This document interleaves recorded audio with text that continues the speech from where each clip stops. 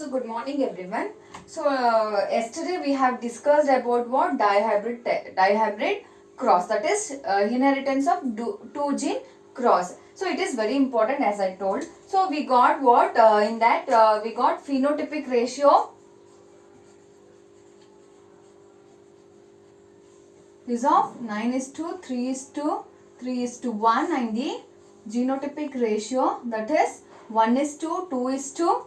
So it is very important while you are writing the phenotypic and the genotypic ratio. They are going to ask for 1 marks. Understood? So the genotypic ratio for dihybrid crosses 1:2:1. Sorry, 1:2:2:4:1:2 1:2:1:2:1. So it is very important. So 1:2:2:4:1:2:1:2:1. It is a genotypic ratio. So last class in the previous session we have discussed about the monohybrid test cross. Here also we are going to do the dihybrid test cross. What do you mean by test cross?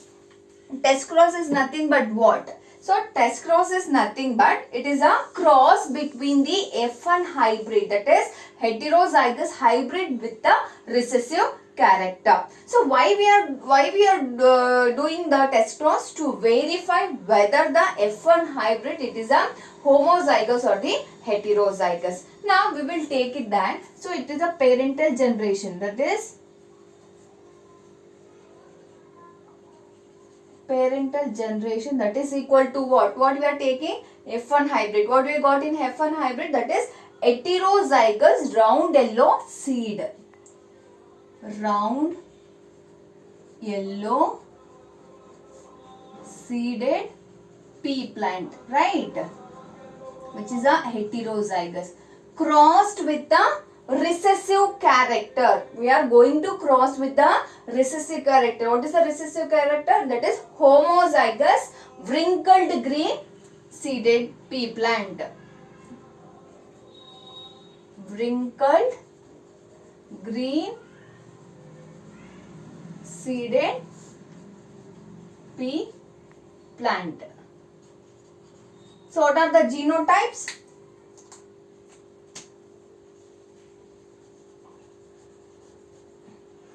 So genotypes for this, what is this? Capital R, small r, capital Y and the small y, which is crossed with the wrinkled green seeded pea plant. What is the genotypes for this? Small r, small y and the small I, which is a recessive. So what are the gametes for this? So capital R, capital Y, capital R, small y, small r, capital Y, small r, small y. Understood? So these are the gametes, right? So here it is RY. So what is the F1 generation? What we are doing in the F1 generation? We are putting a checkerboard for this, right? So this is the gametes.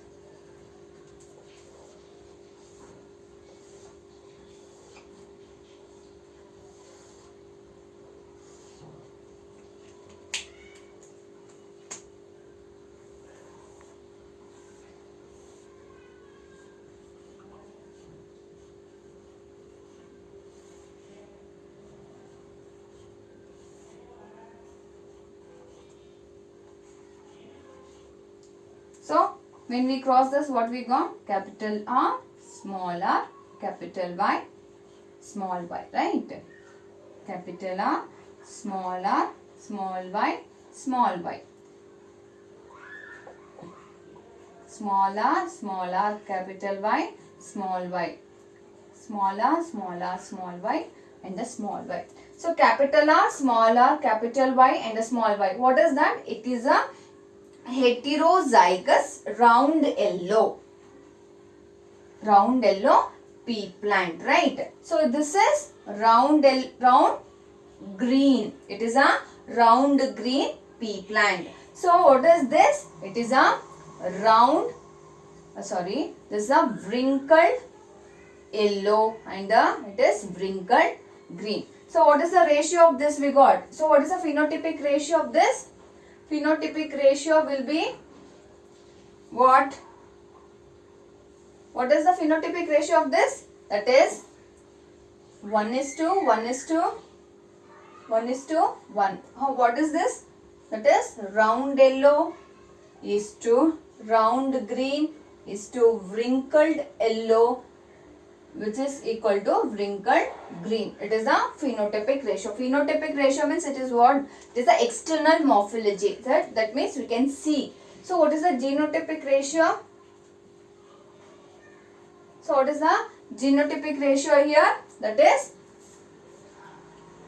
capital R, small r, capital Y, small y.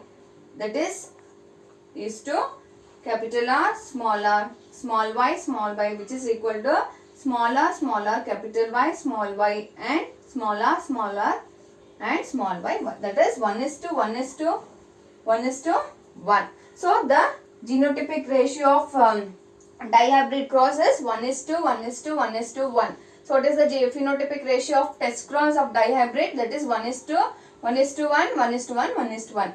So it is very important. Understood? So what do you mean by dihybrid cross? It is a cross between the two parents of the two contrasting character. So what will be obtained in F1 generation? It is a heterozygous round yellow seed plant. Then in F2 we are going to do what? So the F2, how we get the F2 generation? When we cross the F1 into F1. So we have to put the checkerboard. You will get the phenotypic ratio of the dihybrid crosses 9:3:3:1, and the genotypic ratio of the dihybrid crosses 1:2:2:4:1:2:1:2:1.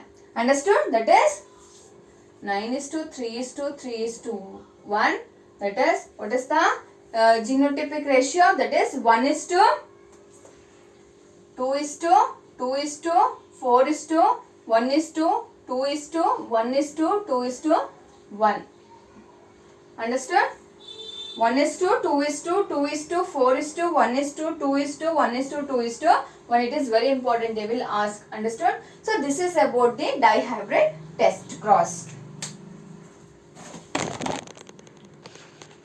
So next, when we are last class, we have discussed about what? Polygenic inheritance. What do you mean by polygenic inheritance?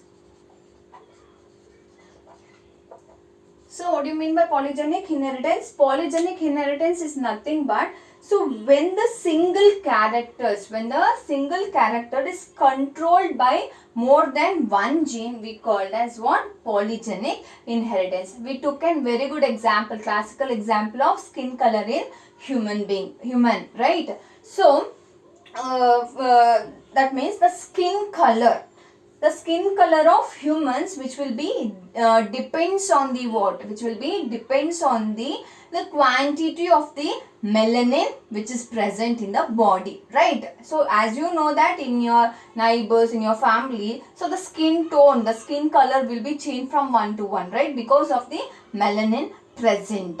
So, and this is the color of this quantity of the melanin present in a human body, which is determined by the at least 3 pairs of cumulative genes, namely A, B and C. So which will be determined by the 3 pairs of the cumulative genes, which is called as A, B and the C. So A is a, if I am taking A is a pure Negro, he has a very dark skin with the genotype. So he is a dark Negro which is having a genotype of AA, BB and CC. Is a Negro. So he is a Negro which is having a genotype of AA, BB and the C. The small letter A is a what?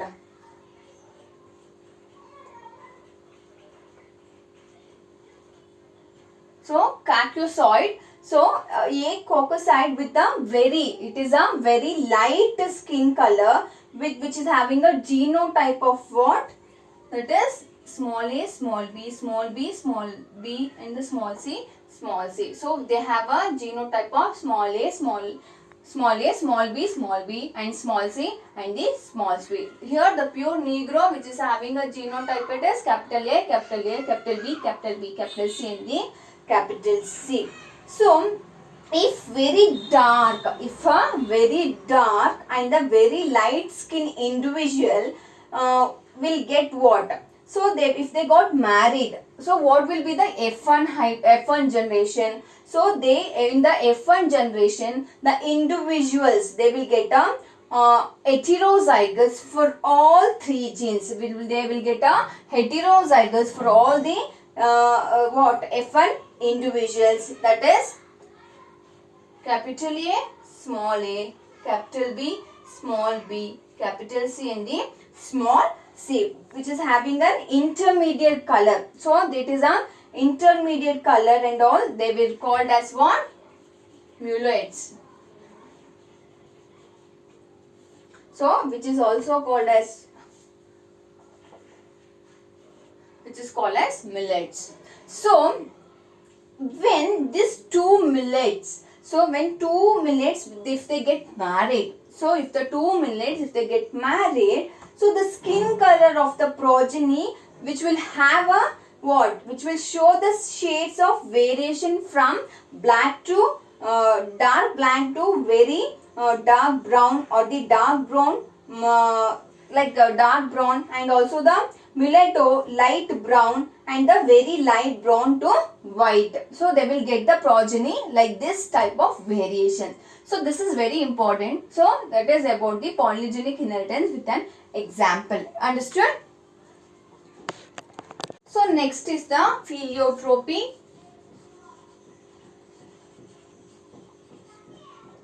So what do you mean by philiotropy? It is a single gene will exhibit a multiple phenotypic expressions. That means a single gene which will exhibit the multiple phenotypic expression we call as philiotropy. So the best example for this philiotropy, that is the disease called as phenylketonuria, which occurs in a human being. So when we are going to talk about the chromosomal diseases and whatever the things we are going, you will get to know what you mean by phenylketonuria.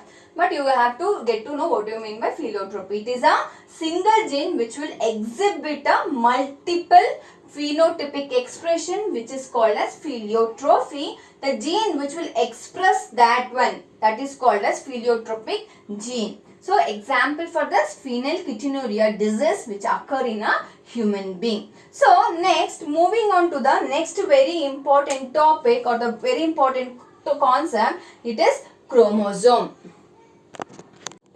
So moving on to the next, it is the important concept that is called as chromosome.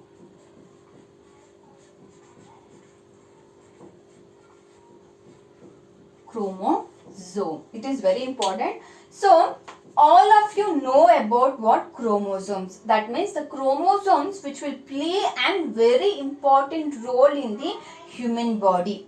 That is, they are nothing but carrier of genes, right? So we have already discussed what are chromosomes. That chromosomes are the carrier of genes.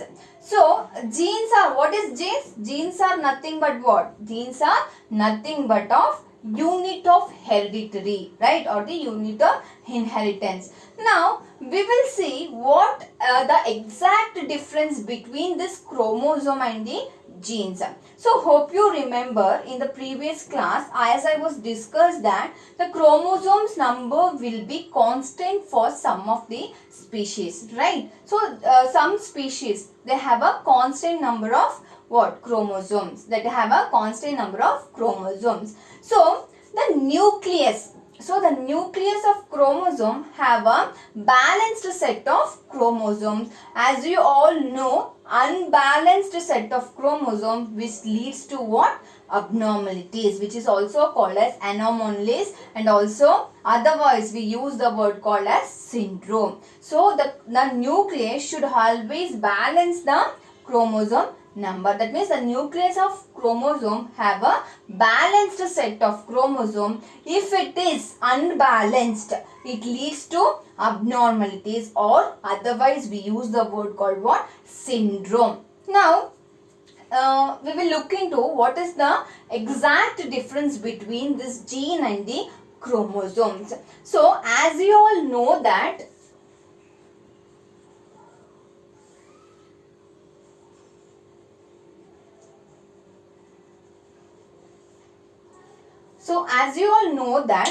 gene always occur in pairs, right? So gene always occur in pairs. This genes always occurs in pairs, right? So in chromosomes also, even the chromosomes occurs in a pair, which will also occurs in what? Pairs, right? Now that means here in genes, the segregate during in the gamete formation. They will segregate during in the gamete formation. So whereas in chromosomes also segregate during the meiosis. It is during the gamete formation they will segregate, whereas it is during in the process of meiosis. So next will be the, what is the next point? And you can see here only one. So only one of each pair are present in the gamete. So only one pair of each.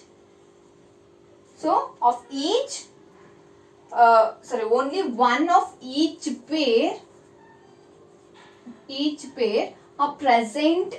are present in the gamete.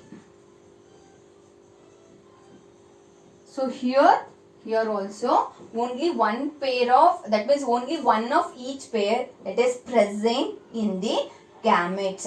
So as we know that alleles or the genes are segregate separately during the process of gamete formation. So the pair which will separate or assort here, they will independently assort it.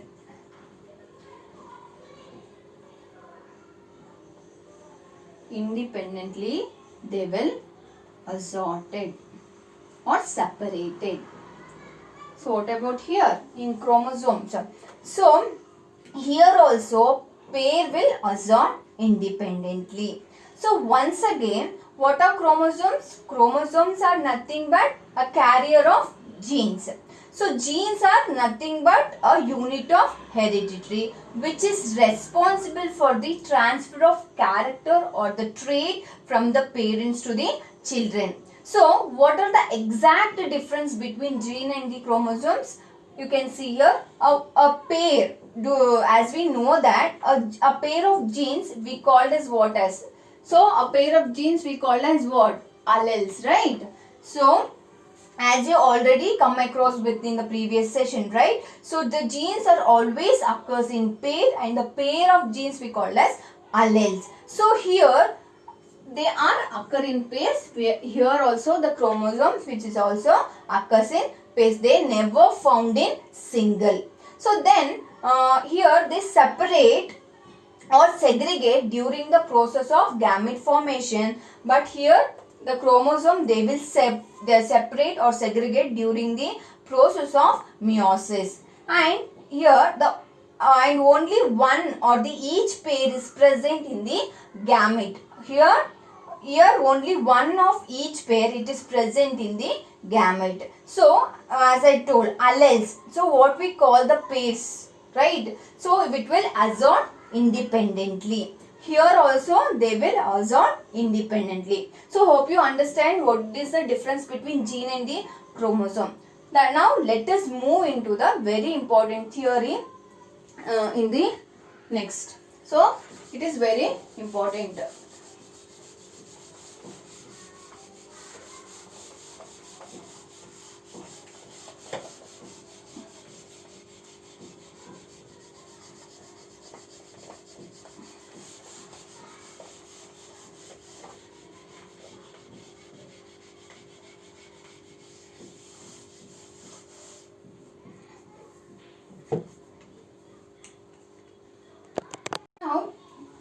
moving on to the another important concept of this lesson, another important theory that is called as chromosomal theory of inheritance.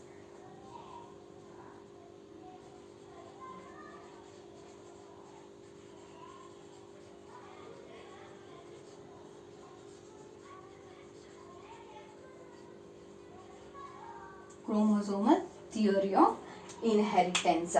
So,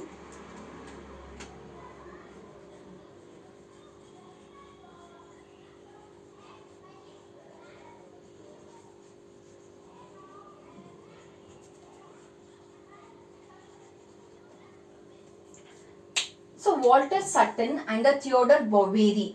So this theory put forth by a great eminent scientist called as Walter Sutton and Theodore Boveri in 1902.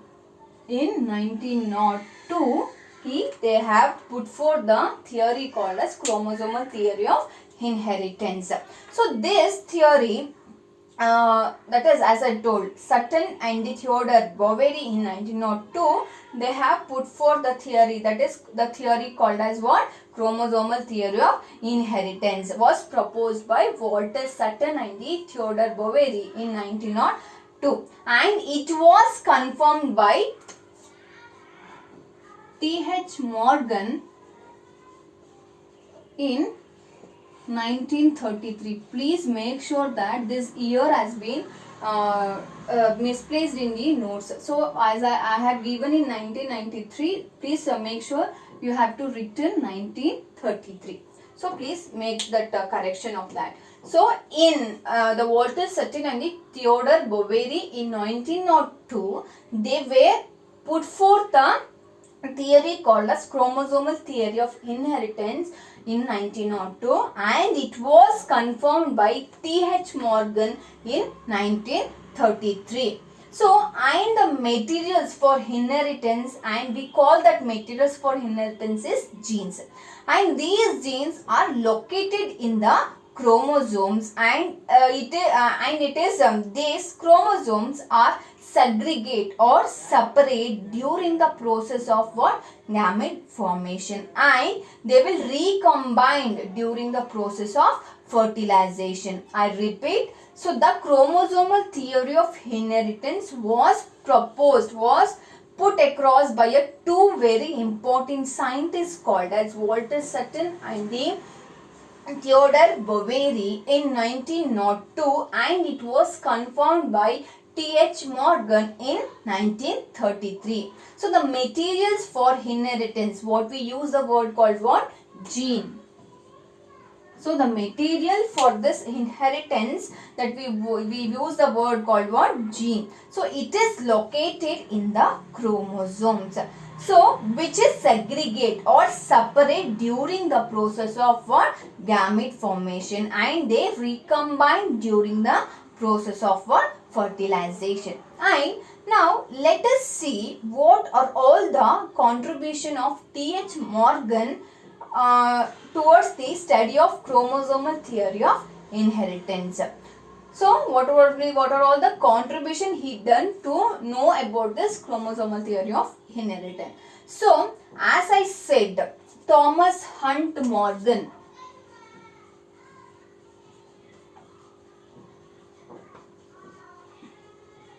So Thomas Hunt Morgan, he was the one who paved a way for an important study called as experimental genetics.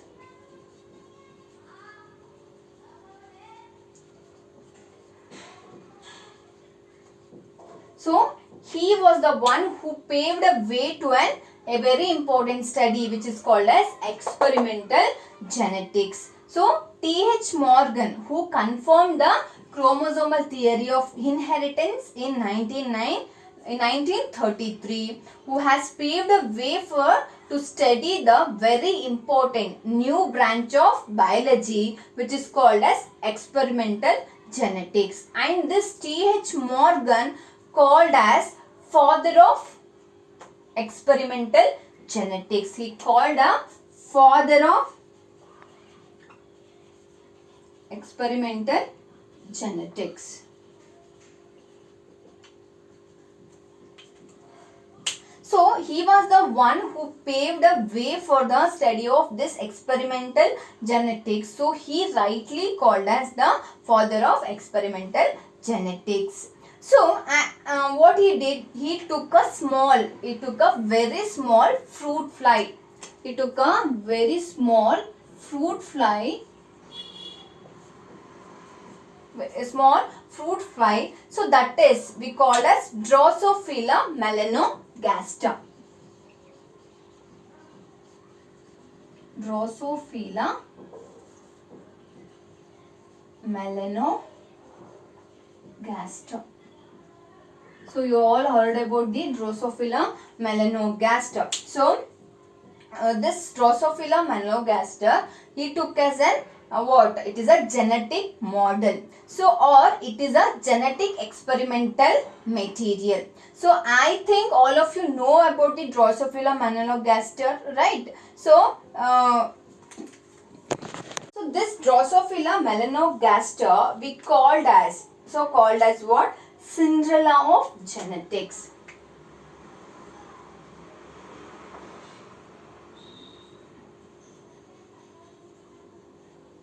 I think you heard about this, right?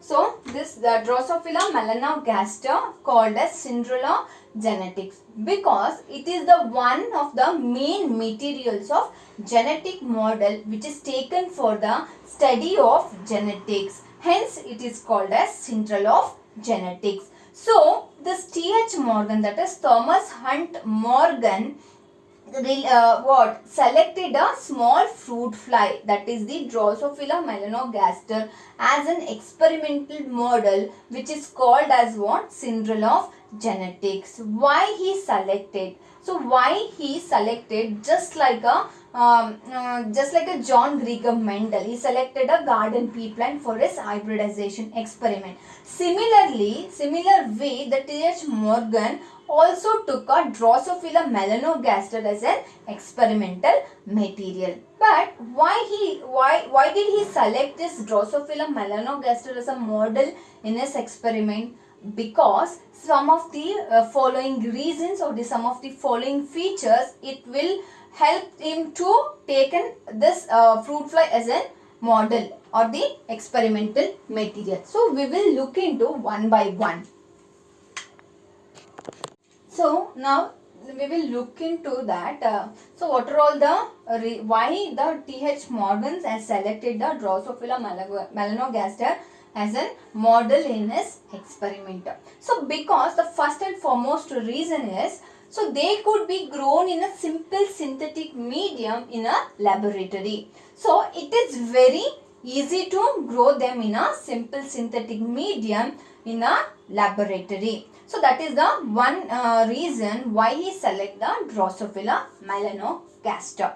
The second one is the life cycle is only about 2 weeks. So they have a very short lifespan, that is life cycle. So he could repeat the experiment oftenly until he got the result. So that is the reason. So as the life cycle is 2 weeks, they can be what? They can give birth, right? So that is the reason. He can do his experiment oftenly until he get the result. So that is the reason he selected the Drosophila. So next is the third reason. You can see here, and there is a single mating. So in a single mating or a single cross, so they will produce a large number of progeny or the offspring. So they will produce a large number of offspring in a single cross or a single mating. So next very important in the Drosophila melanogaster will exhibit the sexual dimorphism. So hope you know that. So we have discussed about sexual dimorphism in the first chapter, right? We have discussed about the what do you mean by sexual dimorphism. So that means we can differentiate the male and the female. So the male and the female can be differentiated from, that is the male can differentiate the female can differentiate from the male. So that is they show the sexual dimorphism. So male and female can easily differentiate. That is the one reason we can say that.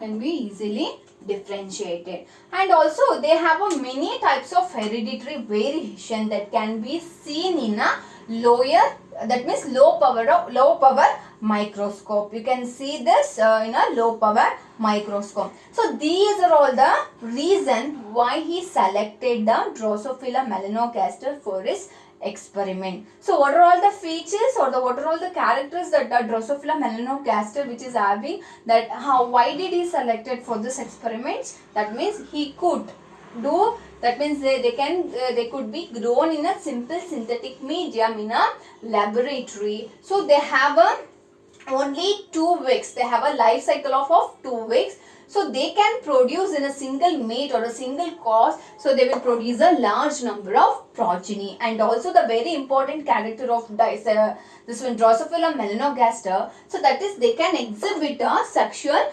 dimorphism. That means the male can be or the female can be easily differentiated, and they have many types of hereditary variation that can seen in a low power microscopes. And these are all the reasons. That is why he selected for us experimental material. That is the T.H. Morgan, that is Thomas Hunt Morgan, who rightly called as what? Father of experimental genetics. He selected a Drosophila melanogaster, where it is called as syndrome of genetics. Because of this following reasons he had selected for his experiment. So these are all the reasons. Understood? Next class we are going to study about the recombination and the linkage and all. Moving on to those topics. Hope you understand all this today's class. So we will continue with the tomorrow's session.